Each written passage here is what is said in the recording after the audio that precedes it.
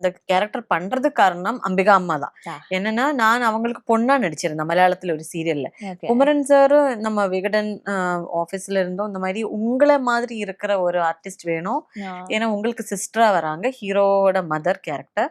So அது ரொம்ப ஸ்ட்ராங்கான கேரக்டர். அப்படி யாராவது இருந்தா சொல்லுங்கன்னு சொல்லும்போது அந்த டைம் கொஞ்சம் கேப்புக்கு அப்புறமானா கூட அவங்க என்னோட ஃபேஸ் ஞாபகத்துல வச்சு என்ன அவங்க கூட்டு வந்திருக்காங்க. அந்த ஒரு நன்றிக்காக தான் நான் வந்து இது பண்ண ஆரம்பிச்சது.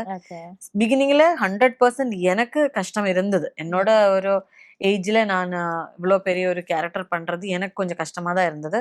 ஆட்களோட பார்வையிலையும் அவங்க என்னை அப்பவே வந்து கொஞ்சம் ஓல்டான லேடியா பார்த்து நம்ம வந்து நம்ம நார்மல் போட்டோ போட்டாலும் நீ என்ன சின்ன பொண்ணு மாதிரி நினைக்கிற, நீ சின்ன பொண்ணு கிடையாது இல்ல கிழவி தானே அப்படின்னு சொல்லும்போது at the age of 31 if you are getting a comment like this it is very hurtful. என்னோட பசங்களே குட்டி பசங்க அப்போ என்ன நக்ஷித் எல்லாம் வந்து 4.5 years தான் எனக்கு பையனுக்கு. ஸோ அதே எனக்கு ரொம்ப கஷ்டமா இருந்தது. பட் அது எனக்கு இந்த கேரக்டர் பதில் சொல்லிச்சுன்னு சொல்லலாம்.